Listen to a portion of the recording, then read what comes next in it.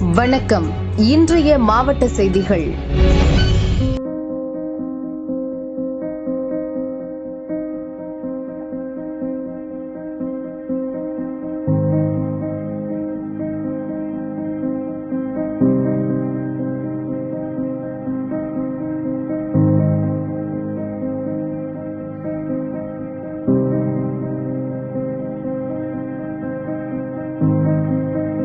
தமிழ் சினிமாவின் முன்னணி டைரக்டரான பாரதி ராஜா உடல்நலக் குறைவால் காலமானார். அவருக்கு வயது 84. கடந்த சில நாட்களாக அவரது இல்லத்தில் டாக்டர்கள் கண்காணிப்பில் சிகிச்சை பெற்று வந்த நிலையில் இன்று அவரது உயிர் பிரிந்தது. ஒரு மகன் மற்றும் ஒரு மகள் இருந்த நிலையில் கடந்த 2025 அவரது மகன் நடிகர் மனோஜ் மாரடைப்பால் காலமானார். அவரது மறைவிற்கு பின் பாரதி ராஜா மிகுந்த மனவேதனையில் இருந்தார். 1977 ஆண்டு வெளியான 16 வயதினிலே திரைப்படத்தின் மூலம் டைரக்டராக அறிமுகமானார் பாரதி ராஜா. தனது முதல் படத்திலேயே ரஜினிகாந்த், கமல்ஹாசன் மற்றும் ஸ்ரீதேவி போன்ற முன்னணி நட்சத்திரங்களை இயக்கி கவனம் பெற்றார். கிராமிய பின்னணியில் பல வெற்றி படங்களை உருவாக்கியவர் தமிழ் சினிமாவில் தனக்கான ஒரு தனி பாணியை உருவாக்கிய இயக்குனர் சிற்பி. நடிகைகள் ராதிகா, ராதா மற்றும் நடிகர்கள் நெப்போலியன், பாண்டியன், கார்த்திக் உள்ளிட்ட பலரை திரை உலகில் அறிமுகம் செய்து வைத்தவர். அவர் இயக்கிய முதல் மரியாதை, கிழக்கே போகும் ரயில், கடலோர கவிதைகள், புதிய வார்ப்புகள், கருத்தம்மா, கல்லுக்குள் ஈரம், மண் வாசனை, காதல் ஓவியம், வேதம் புதிது உள்ளிட்ட பல திரைப்படங்கள் தமிழ் சினிமாவின் குறிப்பிடத்தக்க படைப்புகளாக பேசப்பட்டன. கடைசியாக அவர் இயக்கி நடித்த மீண்டும் ஒரு மரியாதை திரைப்படம் அவரது கடைசி படமானது. 6 தேசிய விருதுகளை வென்ற தமிழ் சினிமாவின் படைப்பாளி பாரதி ராஜா. 2004 ஆண்டு பாரதி ராஜாவுக்கு பத்மஸ்ரீ விருது வழங்கி மத்திய அரசு கௌரவித்தது. டைரக்டராக மட்டுமல்லாமல் நடிகராகவும் முத்திரை பதித்தார். தமிழ் திரையுலகின் இயக்குனர் இமயம் என போற்றப்படும் பாரதி ராஜாவின் மறைவு திரையுலகத்தில் பெரும் சோகத்தை ஏற்படுத்தியுள்ளது. அவரது மறைவுக்கு முதல்வர் விஜய், முன்னாள் முதல்வர் ஸ்டாலின், சீமான், நடிகர்கள், நடிகைகள், இயக்குநர்கள் என பலரும் மரியாதை செலுத்தி வருகின்றனர். திருப்பரங்குன்றம் மலை உச்சியில் தீபம் ஏற்ற வலியுறுத்தி வேலூர் மாவட்டம் சத்துவாச்சாரி போஸ்ட் ஆபீஸ் முன் இந்து முன்னணி சார்பில் ஆர்ப்பாட்டம் நடைபெற்றது. இக்கோரிக்கையை வலியுறுத்தி முதல்வர் விஜய்க்கு 3000 தபால்கள் அனுப்பும் போராட்டத்தை இந்து முன்னணி மாநில நிர்வாக குழு உறுப்பினர் மகேஷ் துவக்கி வைத்தார். ஏற்றுவோம் ஏற்றுவோம் ஏற்றுவோம் ஏற்றுவோம் தீபத்தூணில் தீபம் ஏற்றுவோம் தமிழக அரசு தமிழக அரசு தமிழக அரசு தமிழக அரசு அமல்படுத்து அமல்படுத்து உத்தரவை அமல்படுத்து அமல்படுத்து அமல்படுத்து அமல்படுத்து வஞ்சிக்காதே வஞ்சிக்காதே வஞ்சிக்காதே வஞ்சிக்காதே வஞ்சிக்காதே வஞ்சிக்காதே வஞ்சிக்காதே வஞ்சிக்காதே தள்ளாதே புறம் தள்ளாதே புறம் தள்ளாதே புறம் தள்ளாதே நீதிமன்ற உத்தரவை நீதிமன்ற உத்தரவை புறம் தள்ளாதே புறம் தள்ளாதே புறம் தள்ளாதே புறம் தள்ளாதே ஏற்க வேண்டும் ஏற்க வேண்டும் தீபத்தூணில் தீபத்தை ஏற்ற வேண்டும் ஏற்ற வேண்டும் ஏற்ற வேண்டும் ஏற்ற வேண்டும் அமல்படுத்த வேண்டும் அமல்படுத்த தமிழக அரசு அமல்படுத்த வேண்டும் தமிழக அரசு அமல்படுத்த வேண்டும் பாரத் மாதா கி அந்த பக்கம் போயிடுங்க. ஒருத்தர் இப்படி போடுங்க. மொத்தமா எல்லாரும் நிறைய போயிடுங்க. ஓகேவா? வாரங்க வாரம் அப்படியே பாருங்க. கொஞ்சம் அப்படி பார்த்து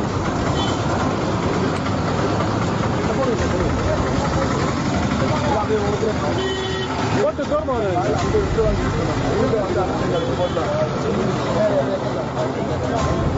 ஓதுரை பொறுத்து ஏறிச்சு நல்லா இருந்து போட்டு வந்துருங்க சார். போட்டு வந்துருங்க.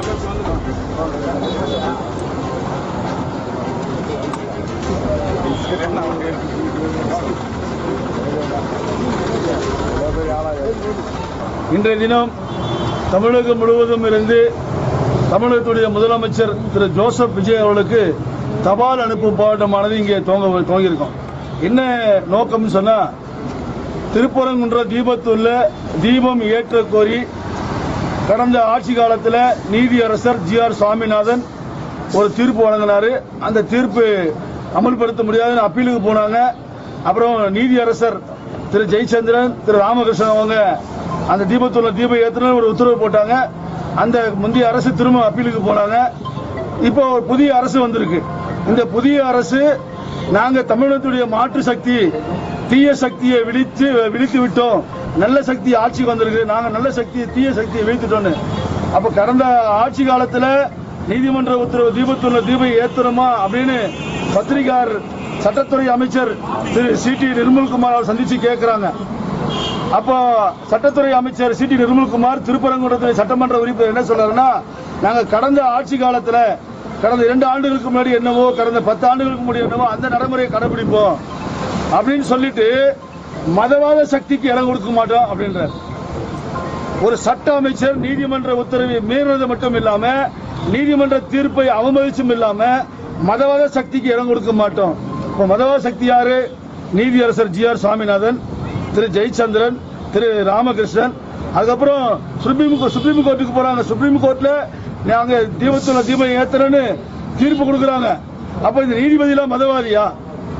இந்து மொழியுடைய கேள்வி என்னன்னா, நீதிமன்ற தீர்ப்பு அவமதிச்சு மட்டும் இல்லாம ஒட்டுமொத்த இந்த மக்கள் ஆட்சி மாறி புதிய ஆட்சி அமைஞ்சு இதுபோல இந்து விரோத திமுக வீழ்த்தப்பட்டு வருகின்ற ஆட்சி இந்த மாதிரி இந்துக்களுக்கு நல்ல தீர்ப்பு நீதிமன்ற தீர்ப்பு அமல்படுத்த எதிர்பார்த்தா இந்த சட்டத்துறை அமைச்சர் திருப்பரங்குன்ற சட்டமன்ற வேட்பாளர் திரு நிர்மல்குமார் அவங்க சொல்றாங்க தீபத்துள்ள தீபை ஏத்த நாங்க அனுமதிக்க மாட்டோம்ன்ற ஒரு பொருள்பட பேசுறாங்க.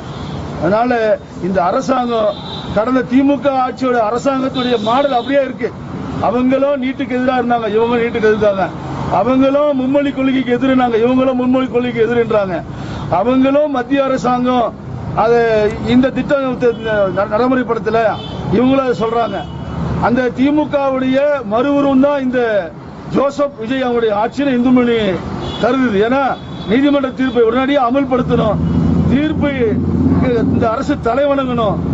இது சட்டமன்ற உறுப்பினர் அவர் தொகுதிக்கு போறாங்க, தொகுதி மக்கள் எல்லாம் சேர்ந்து ஒரு கடிதம் கொடுக்கறாங்க, நீதிமன்ற தீர்ப்பு அமல்படுத்தணும், நீங்க தீபத்துள்ள தீப ஏத்தணும்னு. அப்ப பதில் சொல்லாம போறார். தேர்தலுக்கு முன்னாடி இந்த சட்டமன்ற உறுப்பினர் வாக்கு கேட்க சொல்ல நாங்க திமுக என்னென்ன திட்டத்தை அமல்படுத்த மாட்டோம்னு சொன்னாங்களோ நாங்களும் அமல்படுத்த மாட்டோம் அப்படின்னு சொல்லி ஓட்டு கேட்கல. பொதுவா ஓட்டு கேட்டாங்க. ஓட்டு கேட்ட மக்களை இப்போ என்ன பண்றாரு இந்த ஜோசப் விஜய் அவங்க முதுகுல குத்தத்துக்கு சமம். ஓட்டு கேட்கறதுக்கு முன்னாடி திமுக திட்டங்களை நாங்க அமல்படுத்த மாட்டோம் அப்படி எதுவுமே சொல்லலை. இவங்க அதே திட்டத்தை நாங்க கடைபிடிப்போம். திமுக என்னெல்லாம் கடைபிடிச்சோ அதே ஜோசப் விஜய் அவங்க கடைபிடிக்கிறாங்க. இது மாற்ற வேண்டும். தமிழக மக்கள் எதிர்பார்க்கிறாங்க. இந்த தீபத்துள்ள தீப ஏத்தணும், நீதிமன்ற தீர்ப்பை அமல்படுத்தணும். அதுக்காக இன்றைக்கு நாங்க முதலமைச்சர் அவர்களுக்கு தபால் அனுப்பும் போராட்டம், நீதிமன்ற தீர்ப்பை அமல்படுத்தி தபால் மூலமா அவருக்கு கோரிக்கை வைக்கிறோம். மாவட்டம் முழுவதும் கிட்டத்தட்ட ஒரு 3000 தபால்களை அனுப்ப முடிவு போயிருக்கோம். முதல் கட்டமா இப்ப நாங்க இங்க ஒரு 250 தபால் அனுப்புறதுக்கு இங்க முயற்சிச்சு நடந்துட்டு இருக்கு. இந்த அரசு உடனடியாக நீதிமன்ற தீர்ப்பை அமல்படுத்தி தீபத்துள்ள தீப மதுரை மாநகராட்சி கமிஷனர் கௌரவ்குமாரை மாநகராட்சி எதிர்க்கட்சித் தலைவர் சோலை ராஜா தலைமையில் அதிமுக கவுன்சிலர்கள் சந்தித்தனர். அப்போது மாநகராட்சி சொத்து வரி முறைகேடு குறித்து வெளிப்படையான விசாரணை நடத்தி உண்மையை மக்களுக்கு தெரியப்படுத்த வேண்டும், முறைகேட்டில் ஈடுபட்டோரிடமிருந்து நிதியை வசூலிக்க வேண்டும் என வலியுறுத்தினர்.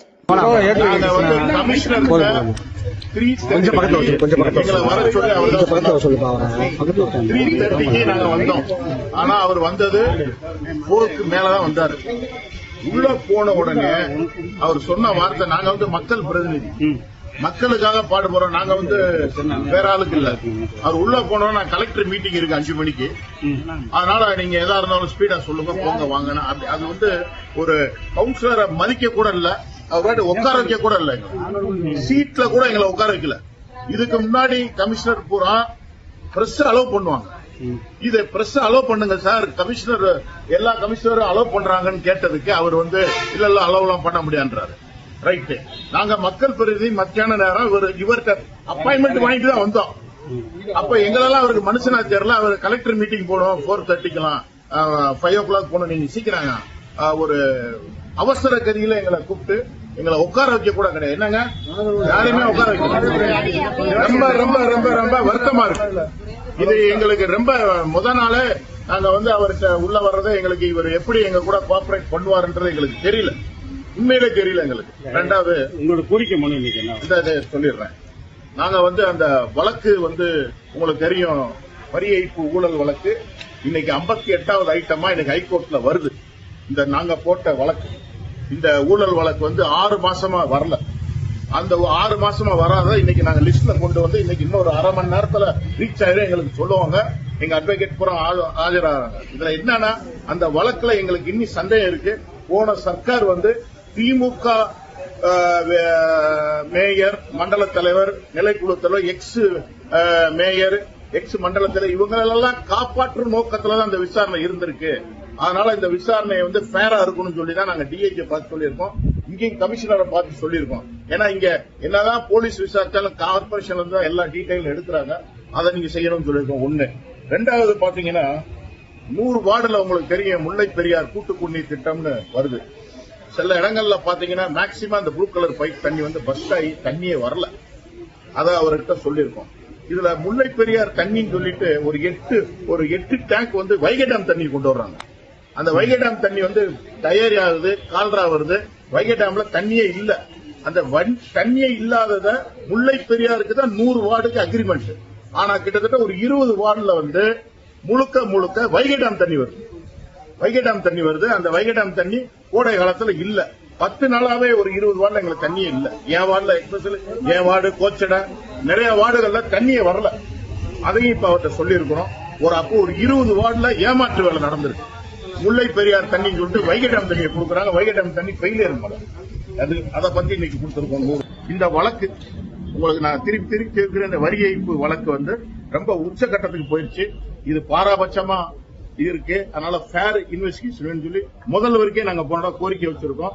கண்டிப்பாக முதல்வரும் கண்டிப்பாக இதை நல்லபடியா எடுத்து இதை உண்மையான குற்றவாளி எந்த உயரத்துல இருந்தாலும் அவங்க சட்டத்துக்கு முன் கொண்டு வரணும்.